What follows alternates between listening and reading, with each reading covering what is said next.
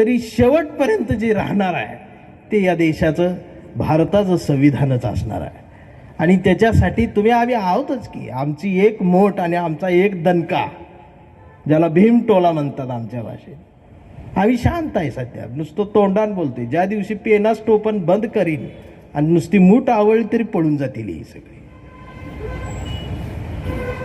पण बाबासाहेबांनी आम्हाला बुद्ध दिलाय म्हणून आम्ही शांत आहे. आणि खरं तर या देशात संविधान आहे ही आमच्यासाठी नाही, तुमच्यासाठी चांगली गोष्ट आहे.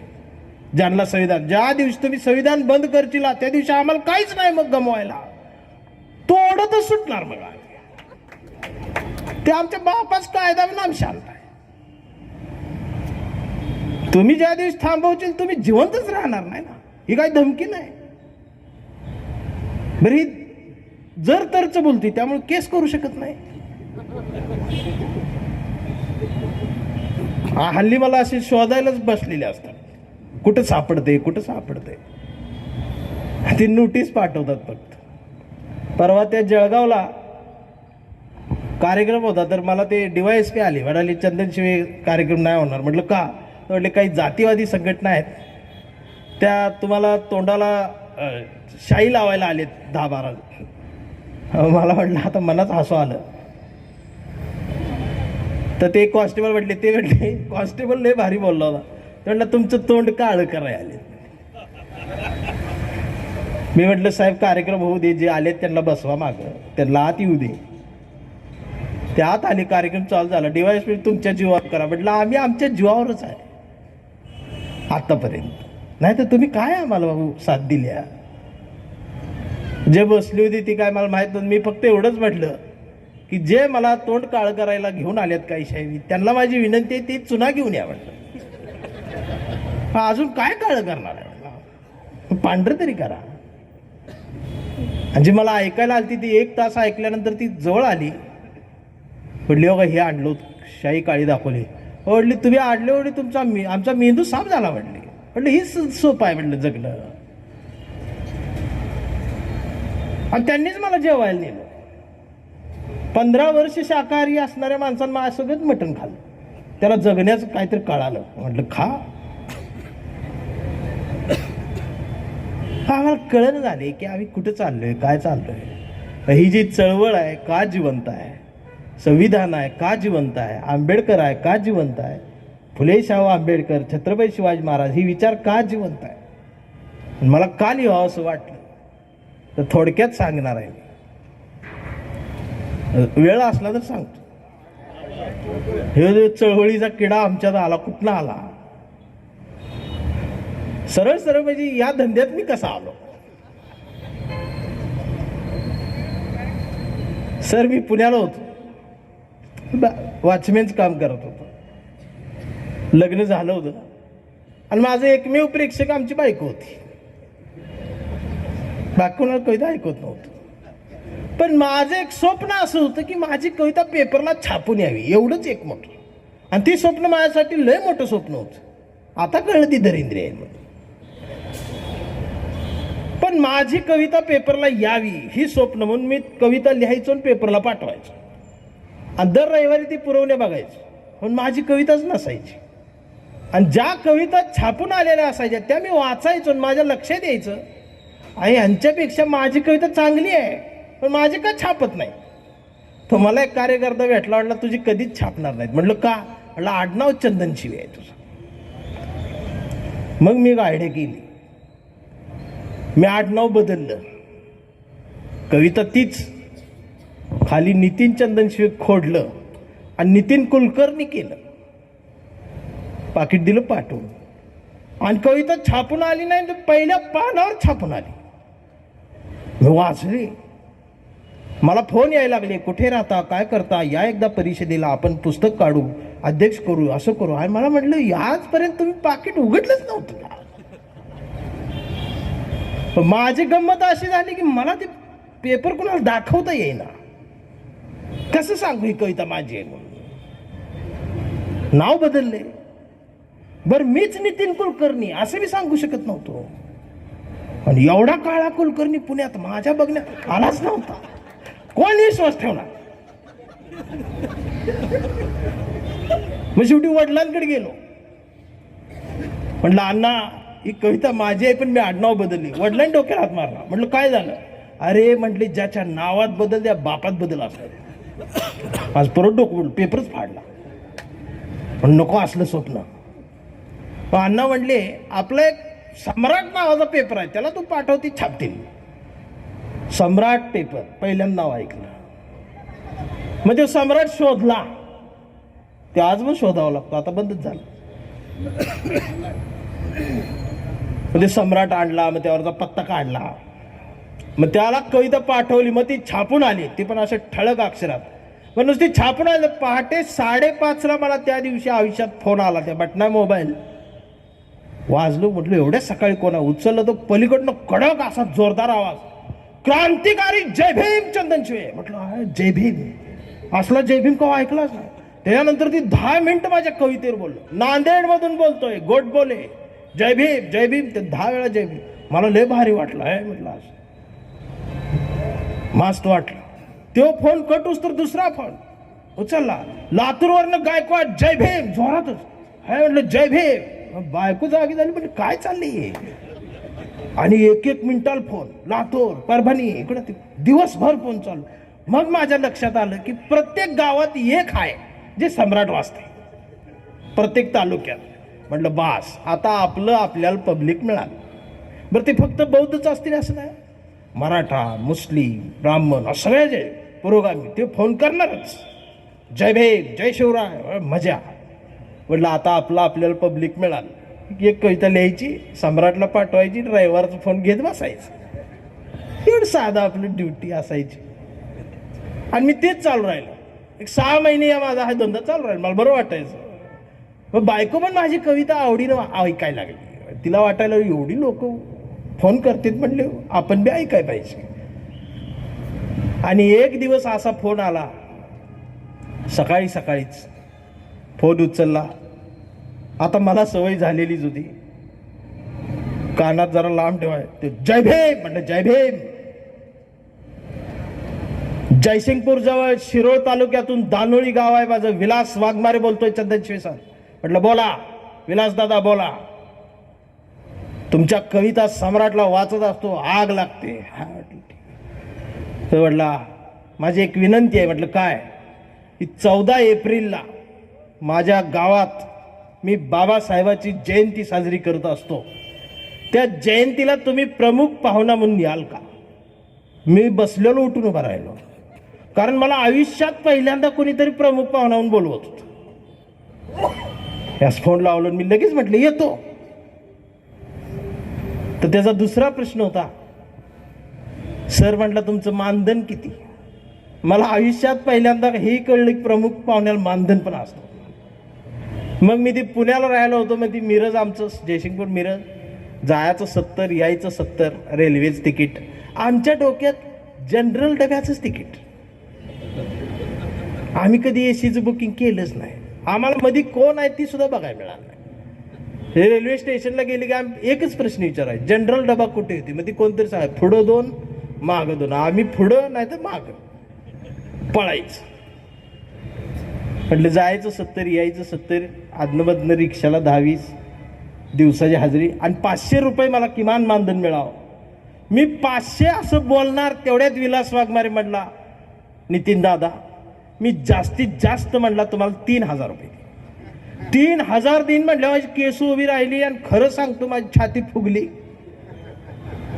आणि आमची छाती 58 इंचच फुगती. 56 इंच वाल्याने आमच्या नादाला लागायचं.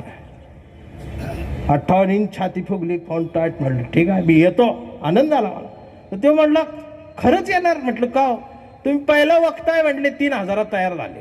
म्हटलं कसं काय? आवडले सगळे 25, 30, 35 शिवाय बोलतच नाही. राहायला लॉज वीज गाडी आणायला न्यायला लागते. पहिलाच आहे म्हटले 3000. मग मी डोकं खाजून म्हटलं किती दरिंद्री आहे म्हटलं, 500चा विचार करतो. पण मनात म्हटलं पहिला डाव भूताचा, परत आता अक्कली. पण म्हटलं मी येतो. ते म्हटलं तारीख लिहून ठेवा. मी बी होय म्हटलं. हा एकच तारीख काय लिहून ठेवा? तर बायको अशी जवळ बाजूला आली. ती कधीच एवढ्या जवळ येत ना, मग फोन असल्यावर येत नव्हतं.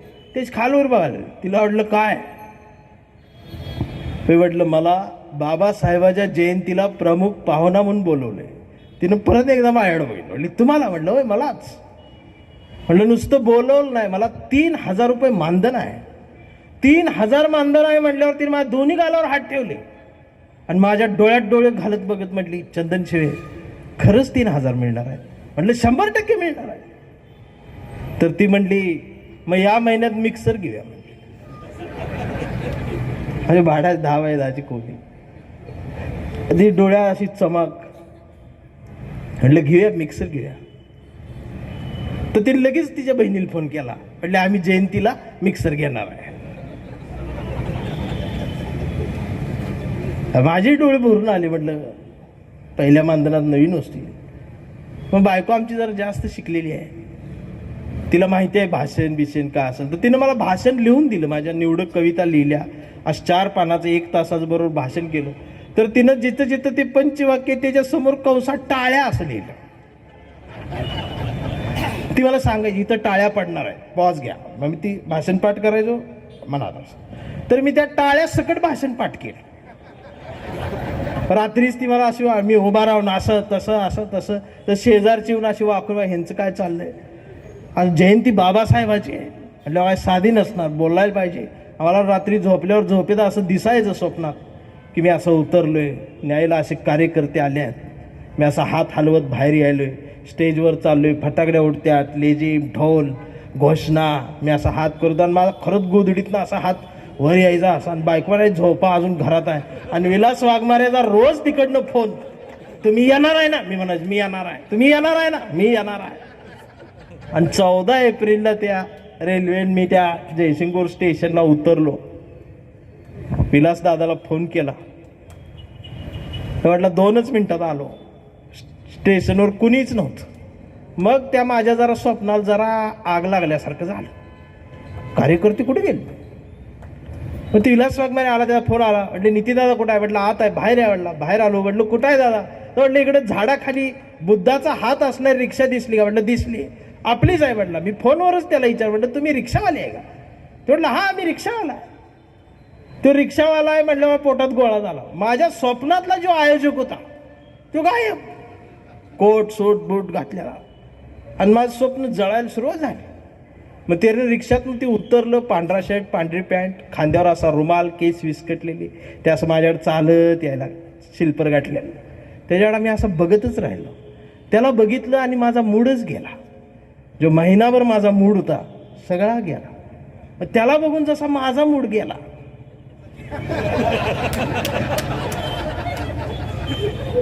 तसाच त्याचा बी मूड गेला मला बघून. ती जवळ आला. म्हटला तुम्हीच चंदनशी? म्हटलं अच्छा मीच चंदनशी. चला म्हटला बसा. मग बसलो. मला ते विहारात आणलं. तो विहारात सगळ्या महापुरुषांना हार बीर घालून अगरबत्ती मेणबत्त्या पेटल्या. साईडला खुर्चीवर बसवलं. मला असं वाटलं की कार्यक्रमाचं मोठं स्टेज दुसरीकडे, आपल्याला इथं तात्पुरतं थांबवलंय. संध्याकाळी 6 वाजलेत. मी बसलो. त्यांनी मला पाणी दिलं तांब्यात, प्या म्हटला. बसलो. तरी न राहून विचारलंच. म्हटलं दादा कार्यक्रम कुठं आहे? इथंच आहे म्हटलं. इथंच आहे म्हटलं. माझ्या पोटात अजून गोळा. माझ्या मनातलं ती स्टेज, ती गर्दी जळली. मला भीती वाटायला लागली. आणि मग ते विलास वाघमारेनंच खुर्च्या लावल्या, पुढं चटई टाकली, त्यानंच साऊंड जोडला, त्यानंच माईक जोडला, डायस आणला. ह्यात 2 तास गेले. मी एकटाच बसलोय बघत. 9ला माईक चालू झाला आणि ते लागलं बोंबलायला. महाराष्ट्रातील सुप्रसिद्ध कवी नितीन चंदन शिवे यांचा प्रबोधनाचं व्याख्यान कार्यक्रम या ठिकाणी आहे. मी असं गप, लोक येईनात, पण त्याच जोरात सर्व उपासक उपासिका. आता हे उपासक आणि उपासिका कसले असतात मला अजूनपर्यंत माहित नाही. ते वरडायला लागलं जोरात. आणि ती मध्ये एखादं वाक्य नाही, महाराष्ट्रातील सुप्रसिद्ध, ते तसं म्हटलंय माझ्या पोटात गोळायचं. मी त्याला मागणार आहे ते सुप्रसिद्ध राहू दे, फक्त नितीन चंद्रशेखर. ना ती एकटंच सम्राट वाचत होत, त्यालाच मी माहित होत. म्हणजे म्हणायचं जोरात. आता आमचे वायदंड सर आम्ही दिवसभर सोबत आहे. ती दिसल त्याला, इकडे आहे कोण आहे माहित आहे का? कोण? नितीन चंद्रशेखर.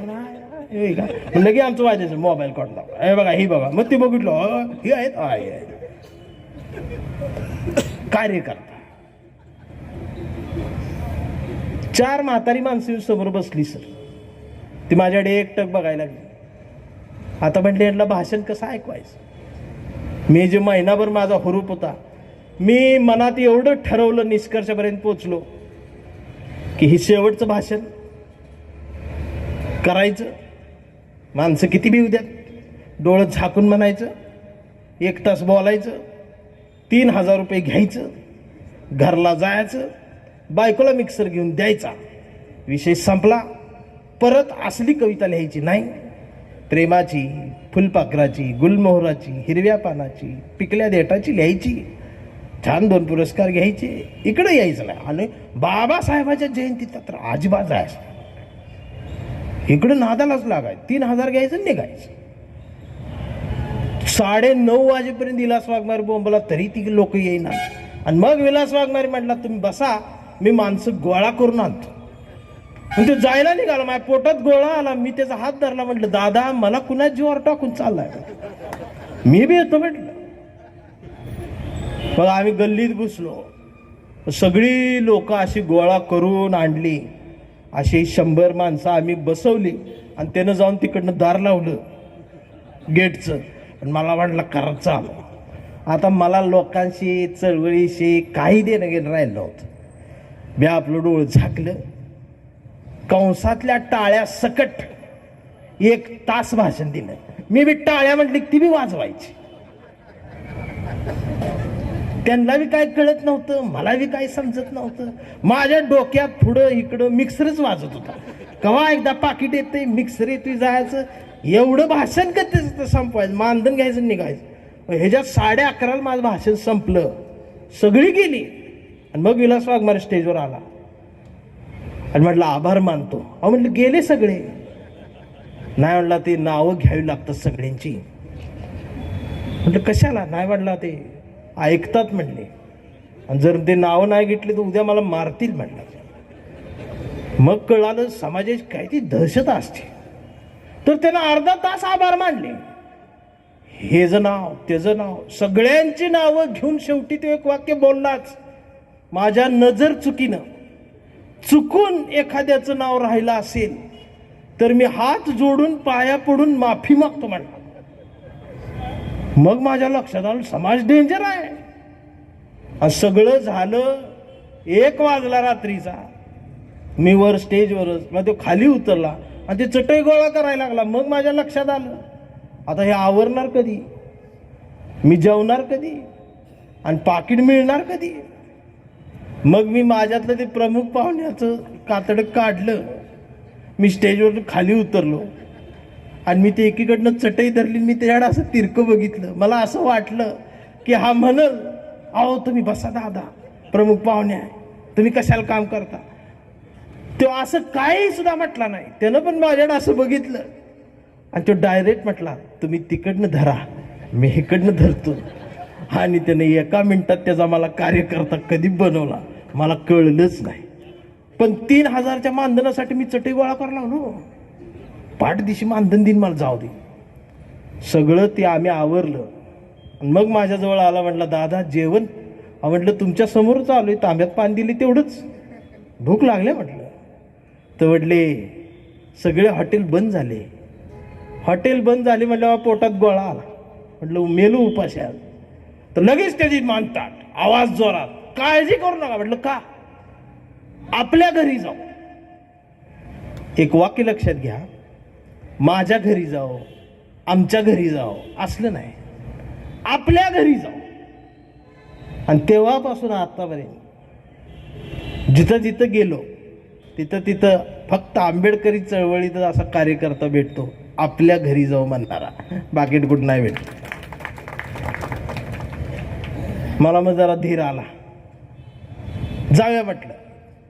तर ते मला म्हटलं दादा हे 2 साऊंड म्हटलं भाड्यानं आणले. म्हटलं मग इथं ठेवले तर जरा म्हटलं त्रास होईल. म्हटलं काय. तर म्हटलं मांडीवर घेऊन मागं बसता का म्हटलं. मी बसतो म्हटलं. मी बसलो. तिथे रिक्षा दारात आली. रात्री 2 वाजलेत. पत्र्याच घर.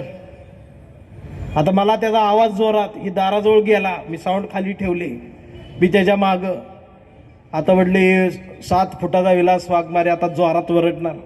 काय नाही, तो 7 फुटावरनं 6 फुटाचा झाला, असा गुडघे बारीक आहे. म्हटलं असं कसं झालं अंधारात, त्याला बघतोय तर त्यानं कडी अशी अशी धरली हळूच दाराची, अशी हळूच वर उचलली आणि परत हळूच दारावर टेकवली, म्हणाला उज्ज्वला. आणि मग माझ्या लक्षात आलं की आतली उज्ज्वला डेंजर आहे. हे घाबरतंय, म्हणलं वाघाचं मांजर झाले. मी त्याच्या मागं लपलो आणि खाडकन दार उघडलं.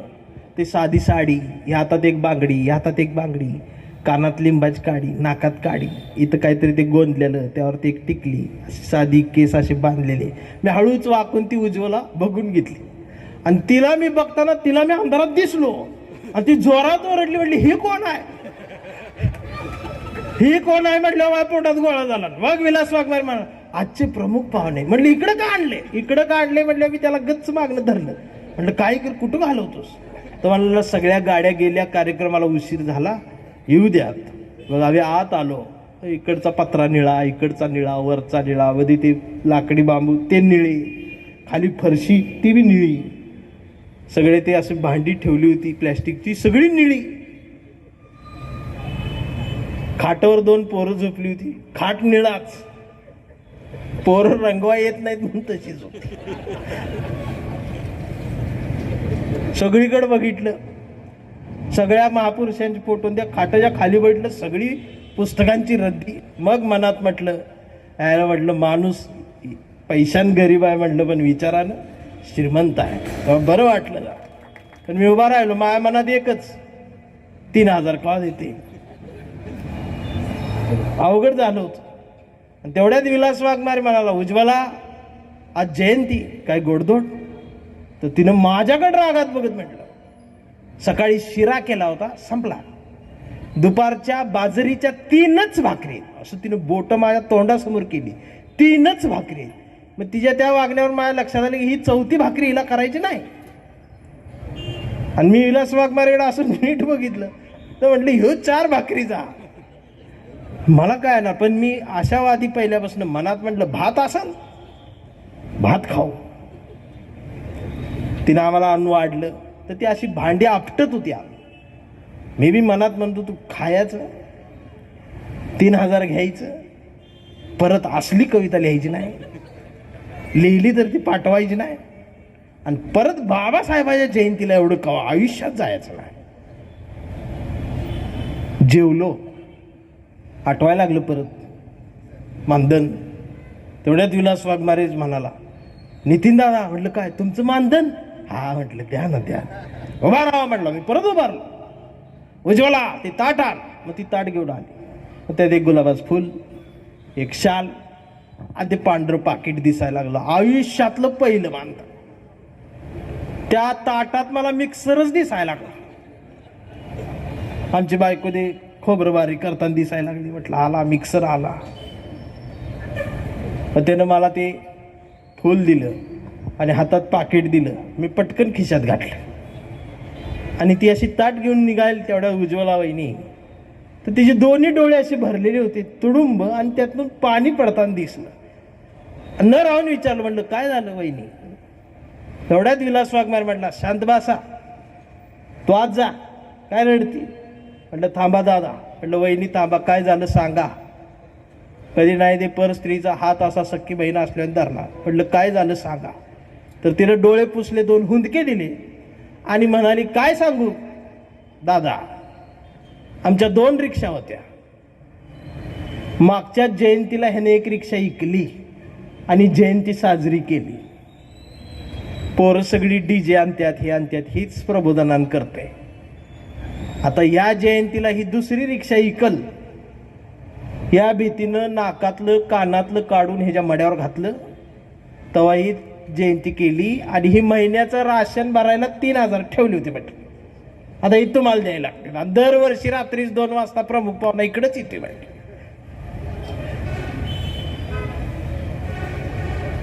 मला भरून आलं. आत असं इकडं नजर टाकली तर खरंच राशनाचे डबे मोकळे झालेले दिसले. पण माझी पण बायको मिक्सरची वाट बघत होती. आमच्या सगळ्या पै पाहुण्यात झालं होतं हे मिक्सर घेणार आहेत म्हणून. जे कुठं भेटेल ती पाहुणा विचारायचा मिक्सर घेणार, म्हणजे जयंतीला घेणार आहे. मी पाकिट तसंच गच्च आवळून धरत मनात म्हटलं, तुझी रिक्षा गेली मी काय करू, माझी बायको मिक्सर घेणार आहे. तेवढं दुःख असं दाबलं. ठीक आहे म्हटलं जाव.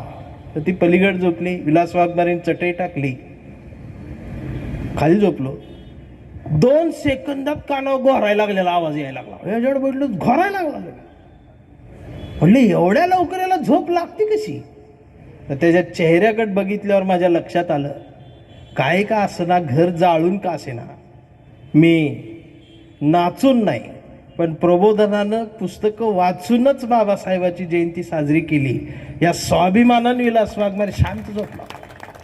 आणि समोर बाबासाहेबांचा आणि रमाईचा फोटो त्या ट्यूबच्या खाली दिसायला लागला. आणि मीच माझे संवाद साधायला लागलो. म्हटलं कोण आहेत बाबासाहेब, काय संविधान, काय रमाईचा त्याग, काय एवढा विलास वाघमारे मरमर मरतोय. बाकीच्यांनी घरं भरली, माड्या बांधल्या, गाड्या आल्या, ती कुठं गेले. हा काय एवढं करायला लागलाय, याला काय वाटतं की समाजात शान व्हावं. हा का रिक्षा विकतोय, का मला पैसे देऊन बोलवतोय, याचा उद्देश काय आहे. आणि मी कोण आहे, मी पोपट आहे, भाषण पाठ करून आलेला. 3000च्या मानधनासाठी पोपट पंची करणारा एक पोपट. आणि मग माझ्या लक्षात आलं, आंबेडकर माझ्या सारख्यांमुळे जिवंत नाही, आंबेडकर या कार्यकर्त्यांमुळे जिवंत आहे. आणि त्याच्यातला जो चळवळीचा किडा होता तो त्या चटईमधून माझ्यात घुसला आणि वळवळ करायला लागला. आणि अचानक हात खिशात गेला, पाकिट बाहेर आलं. त्याला आता उठवावं आणि पैसे परत द्यावे. पण माझ्या लक्षात आलं हा पैसे परत घेणार नाही. मग त्यातले 300 रुपये काढले, 27 रुपये तशीच ठेवले. आणि मग चटईच्या खाली पाकिट घातलं आणि मनात विचार केला की सकाळ झाली की लवकर उठायचं, पटकन निघायचं, आतरून काढूच द्यायचं नाही, पाकिट इथंच ठेवायचं. सकाळ झाल्यावर तसंच केलं. म्हटलं चला दादा निघूया, ड्युटीला जायचं आहे. बाहेर आलो, पायात चप्पल घालायला आलो, तेवढ्यात आतून आवाज आला, म्हणले नितीन भाऊ थांबा. आणि पळत पळत उज्ज्वला वहिनी हातात आली. ती प्लॅस्टिक कॅरी बॅग हातात दिली, मी हातात धरलो, गरम लागलं. म्हटलं वहिनी काय आहे. तडले रात्री तुमचं पोट भरलं नाही, 4 भाकरी ठेचा शेंगदाणे भाजलेले दिलेत, रस्त्यात खावा. आजपर्यंत घरातनं कोणी उपाशी जाऊ दिलं नाही, तुम्हाला कसं जाऊ देईल. सख्या बहिणीपेक्षा जास्त जवळची वाटली उज्ज्वला वहिनी. डोळे भरून आले. मनातल्या मनात म्हटलं, चटई खाली ववाळणी ठेवल्या, घ्या. तिला ऐकू काय ना, मनातल्या मनात बोललो. पटकन निघालो, डोळे पुसत निघालो. रेल्वे निघून गेली होती पहाटेच म्हणून एसटीने ते निघालो. आणि पुढं कराडपर्यंत आल्यानंतर मला त्याचा फोन यायला लागला.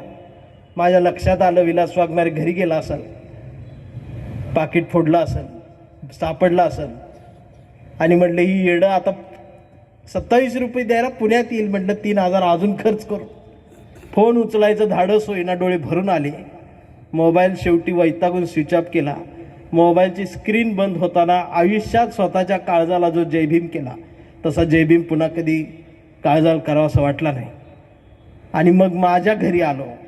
त्या आमच्या झोपडपट्टीत माझी 10x10 पत्र्याची खोली. दररोज असा ताट मानेन मी येणार. मी पण वाकलो.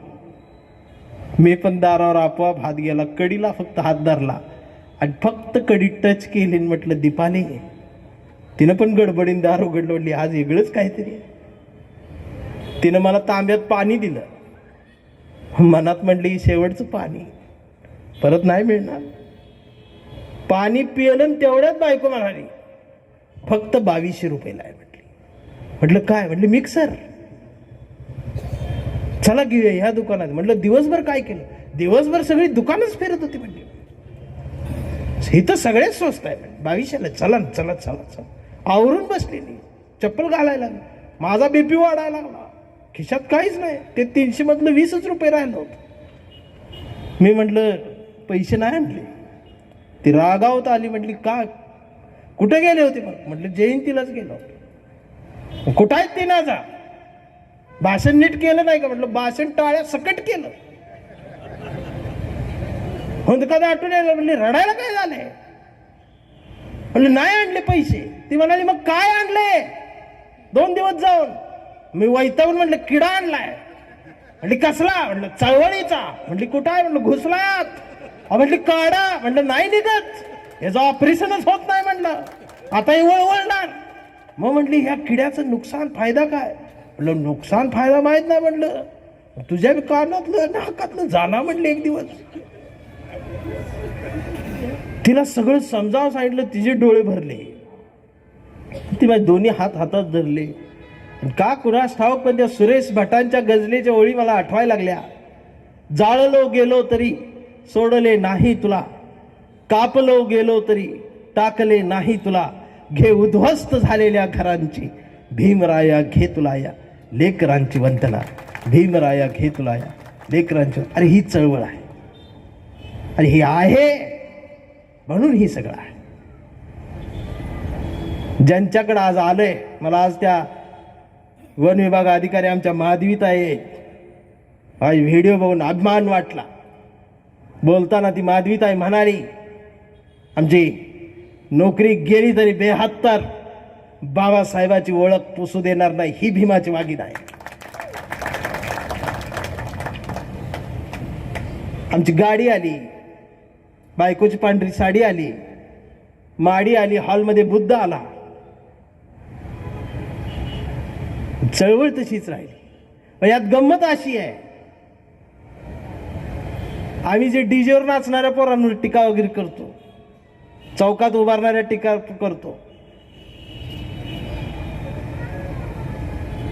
राजे सर गंमत अशी आहे, ज्या वेळेला या देशात बाबासाहेब आंबेडकर या नावाला कुणी साधं नख जरी लावलं ना, तर ह्यो चौकातला पप्या असतो.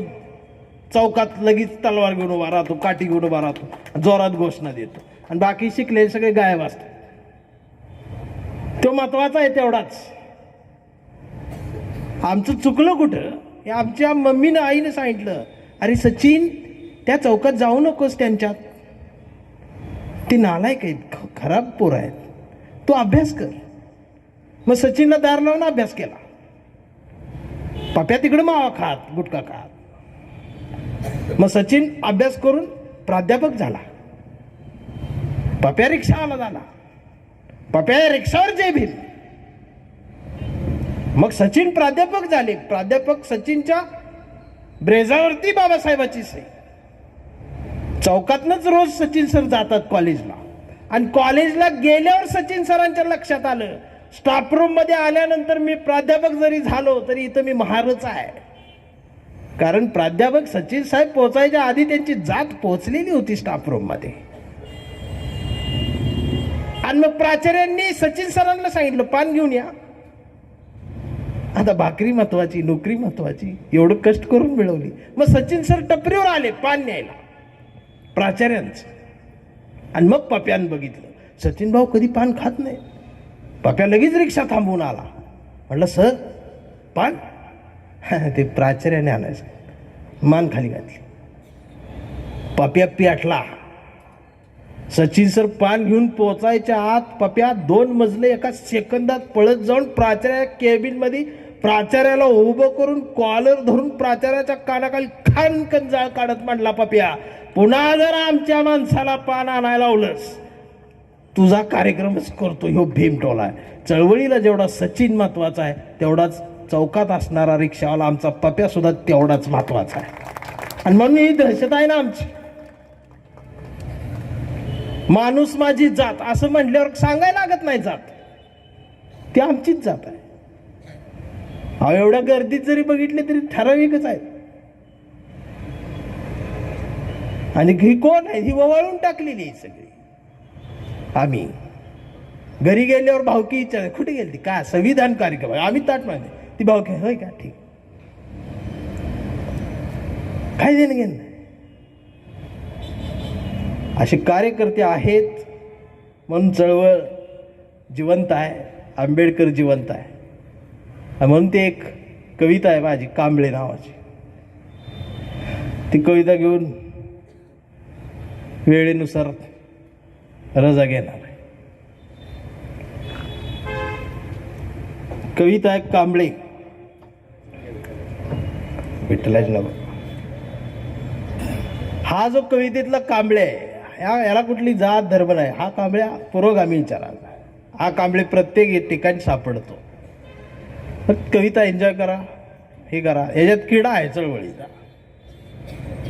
की आमचा कांबळे लय हुशार, हे कधीच नाही रडला, नुसताच कणला करून.